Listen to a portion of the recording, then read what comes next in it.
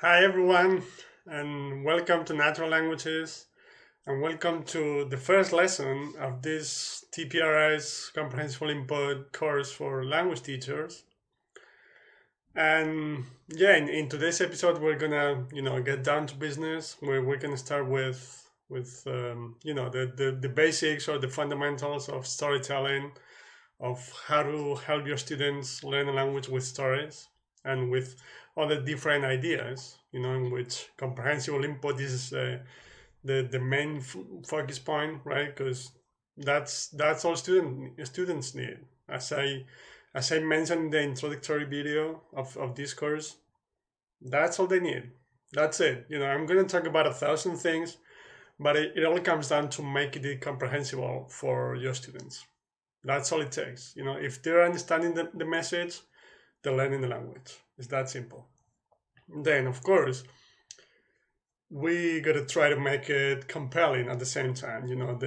Because if they're interested in the topic itself, it's going to be easier. They're going to be more motivated and so on. But the basic thing we need to understand is that we learn a language by getting comprehensible input, by understanding the message, by understanding what we're listening to or reading, and output is a consequence, right?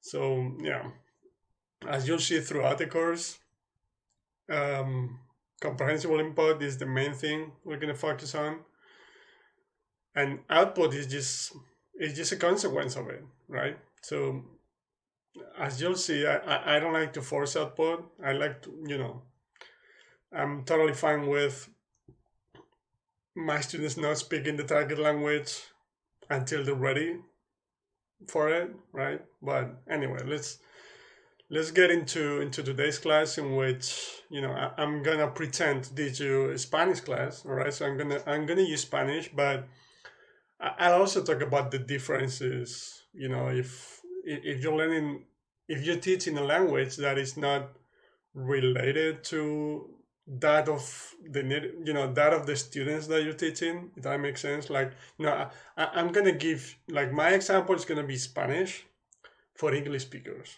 meaning that I'm gonna teach Spanish for people who already speak English, which is always easier, of course. But I'll mention what you need to do if, for instance, you want to teach Hungarian, and your students know nothing about Hungarian or a related language. All right. So with that being said, let's get into today's lesson.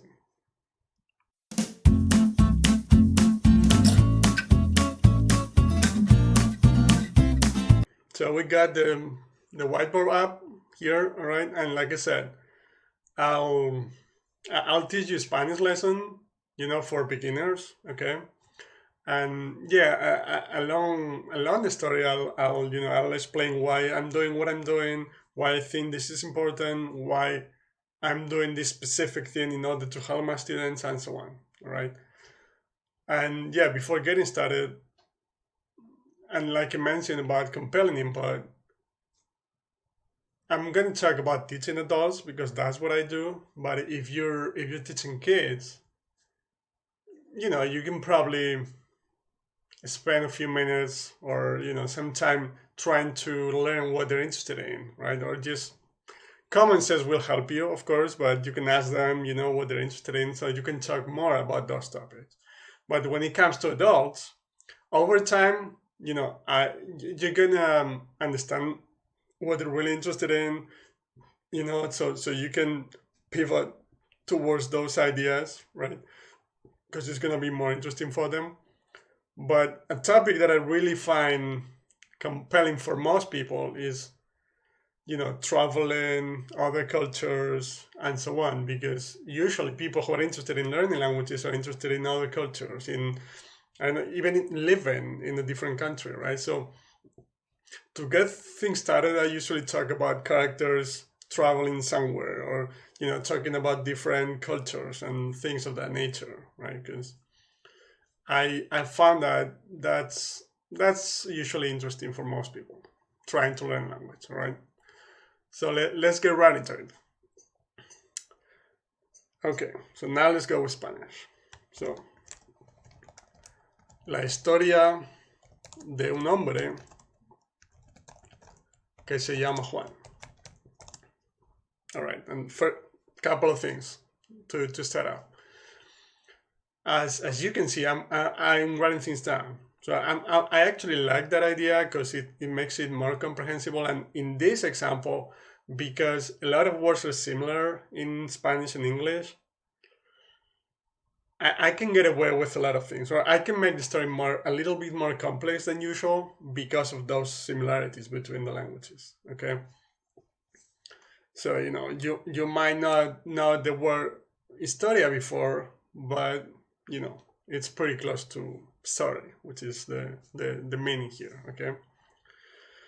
So I really like to use to write the whole story down, okay, but always in the target language. Okay, that's really important. Like I try to avoid translating as much as possible because the idea is for them to connect the words, the phrases, the sentences, and the language overall with their mental representation of them in their mind. And to give you an example, like a quick example, if I talk about the word manzana, for instance, which means apple, okay, I don't want them to connect manzana with the word apple, but I want them to connect manzana with the mental image of an apple, if that makes sense, okay? So that's why I try to avoid translating as much as I can. If there's no other way, I'll just do it, but very rarely, okay? But like I said at the beginning, the most important thing is to make it comprehensible. So in my case, between Spanish and English, writing the story down is really going to help them. Because sometimes the words are very similar, but the pronunciation might be different. But when they see the actual word, they can understand, right?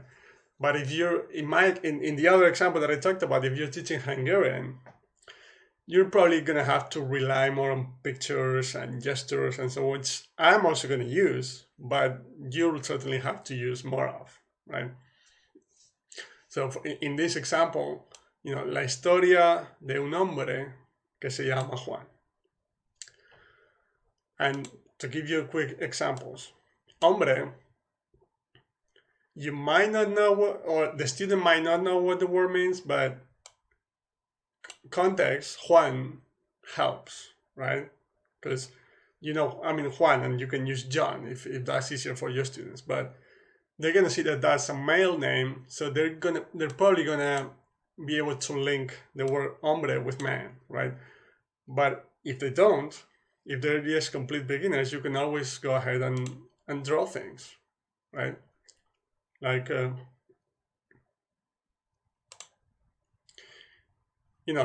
for example, hombre. So you just go ahead and draw it.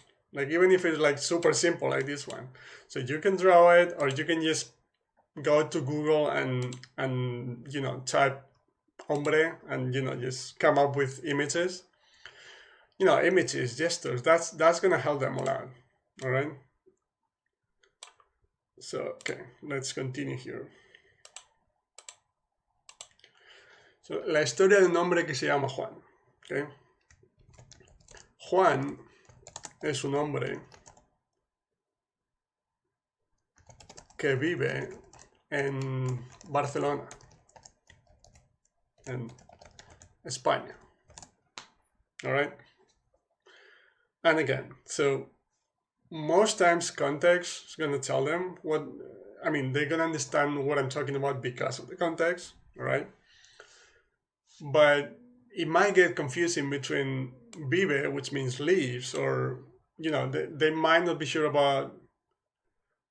And when I'm saying that they might not be sure, I don't want you to explain this to them. I'm just explaining it to you, the teacher. All right, so you know what you're doing. So you just go ahead with the story. Because the most important thing for them is to understand what you're talking about. Don't get into the specifics. Don't get into grammar. Don't get into consciously controlling what they're learning. No, this is just from me to help you, the teacher, know what I mean. Okay, so in this case they might be confused about whether vive means to live or to be from, right? Because those are probably the two options that they'll be thinking about. But if you probably know your students beforehand, so you can use real life examples to help them with context. So if your student is from New York, but he or she lives in Boston, you already have that to help them.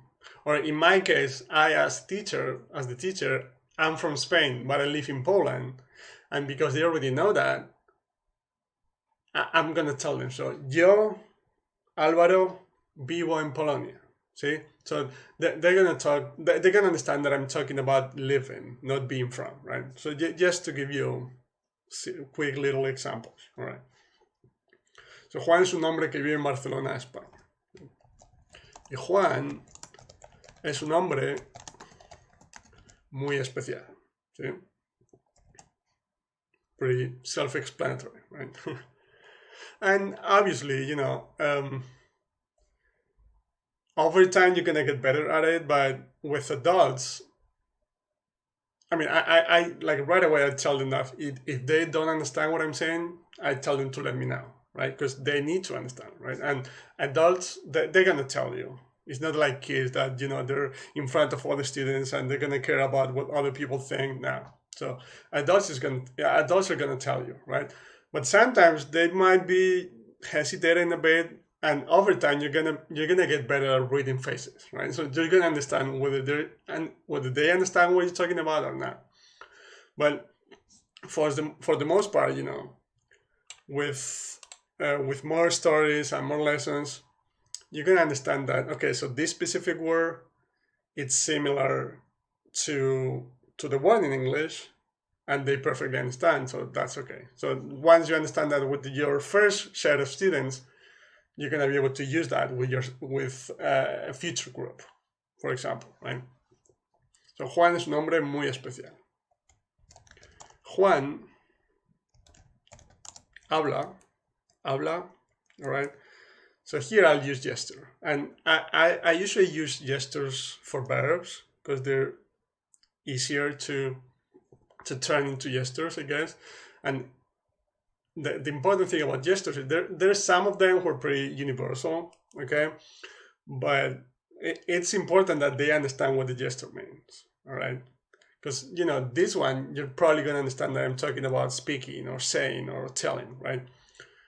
But don't be afraid to just tell them, from the beginning, like before you before you start with the story, or even before the specific sentence, just tell them. So whenever I do that, it means to speak or to say or to tell, right? And that's it.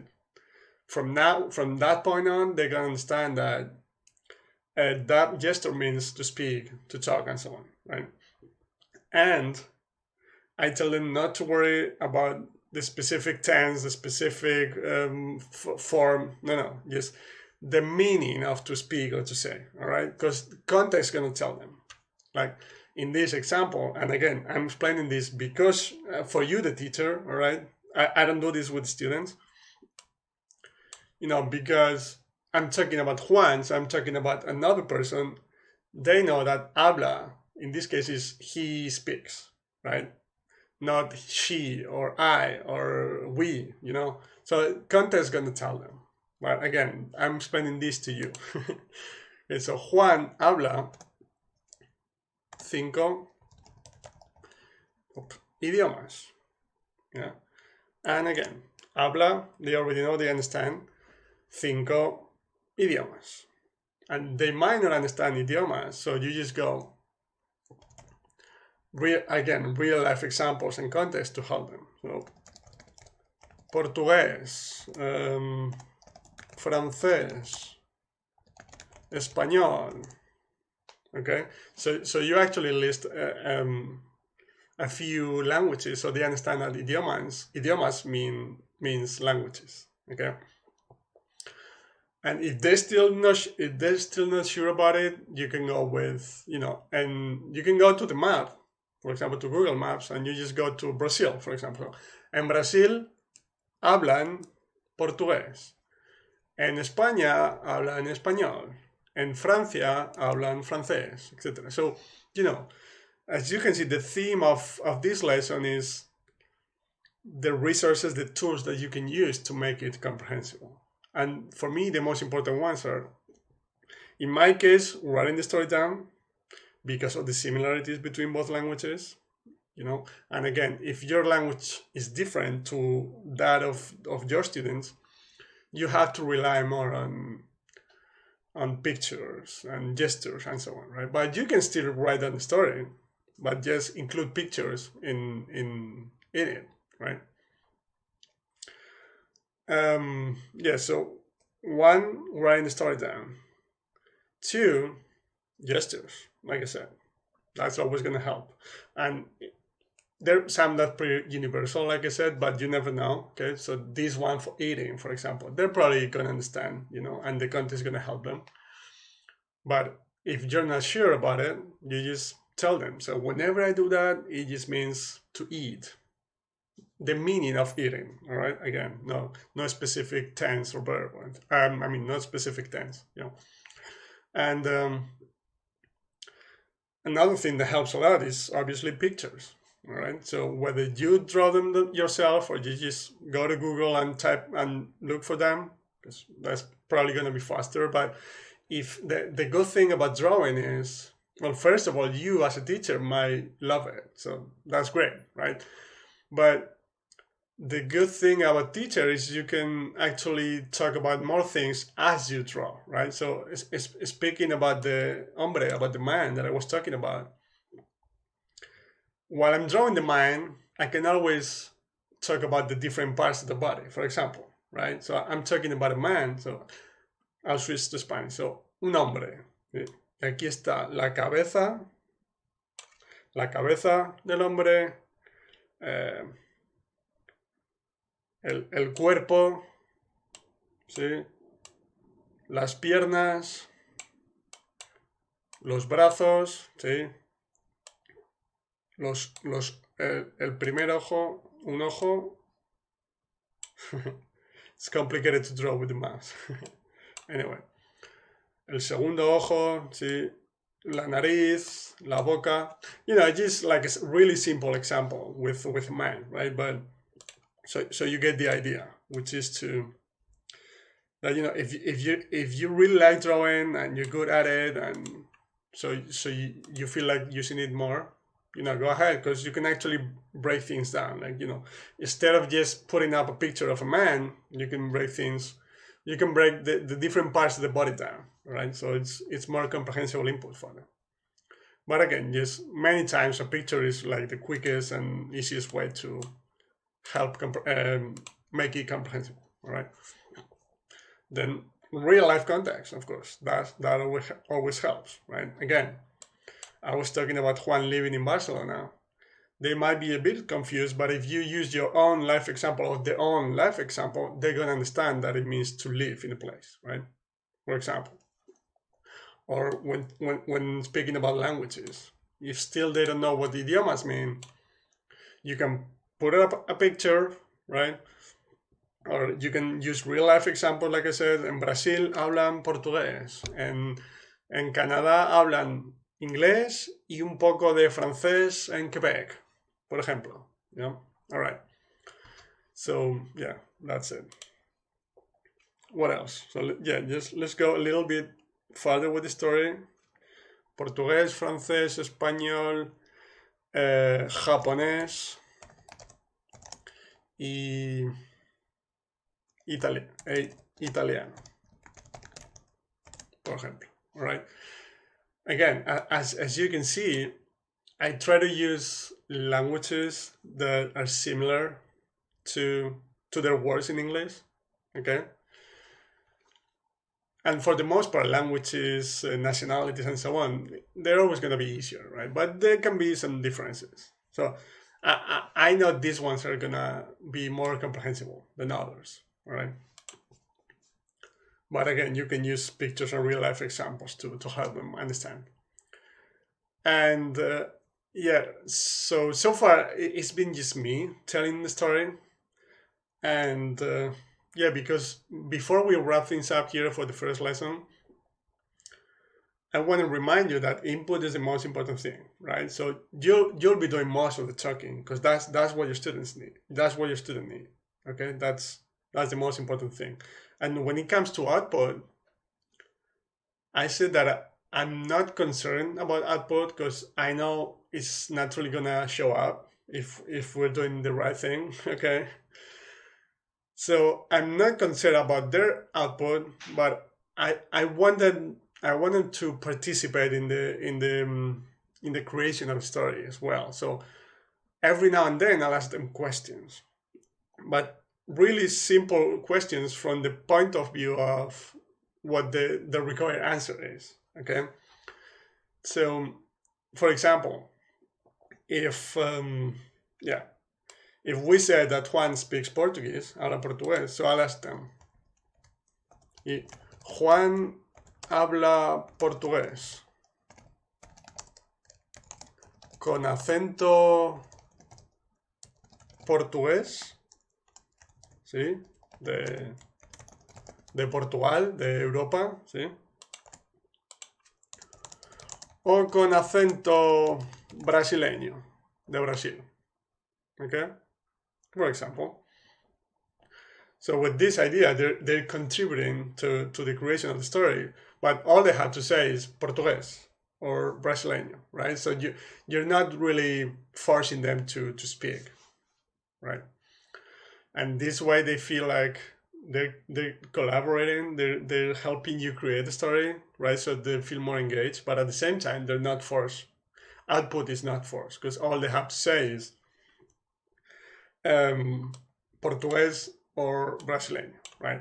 Or if when we talked about the languages, I can ask them, ¿cuántos idiomas habla Juan? 3, 4, 5, 6, all right? So again, I guess you understood that I was talking about how many languages does he speak, right? So again, context and using gestures, helps them understand what I'm talking about. And then when it comes to what they can tell me, because I repeated numbers, they can go with Spanish and tell me tres or cuatro, but they can show fingers. I just want them to answer my question with a word or with a gesture or with whatever they can to help me realize that they understood what I was talking about. All right, that's all I want. So they can even go ahead and reply in their native language. So if I ask them, ¿cuántos idiomas habla Juan? 4, 5, 3, 3, perdón. So if they don't remember the specific number, which is totally okay, by the way, they can tell me 5 in English, right? That's totally fine. Because again, comprehensible input is the key to the entire process. So I'm okay with them using the native language, especially at the beginning, when they're not ready to start communicating yet. Okay. All right. So yeah, I think we'll wrap things up here. So this is, lesson number 1. I talked about the basics or the fundamentals of storytelling, but we'll continue in episode number 2 and lesson number 2, with the same story. So I'll use the same story to help you understand the process of story creation and storytelling in order to help your students learn the language. All right. And well, if you don't speak Spanish, it'll help you with Spanish as well. But yeah, I hope you found it useful. And yeah, as usual, I'll get back to this view. As usual, any question you may have, any idea, suggestion, anything you want me to talk about in the future lesson, whatever it is that you're wondering about, just let me know in the comment section below, or you can send me an email. Just contact me through Instagram, YouTube, Facebook, TikTok, anywhere. So yeah, with that being said, thank you so much for watching this video till the end. I hope it was useful, and I'll see you in the next class with, we'll keep the story going, and we'll keep talking about basics of storytelling And yeah, I wish you a good day, wherever you might be. And yeah, I'll see you in the next one. Bye bye.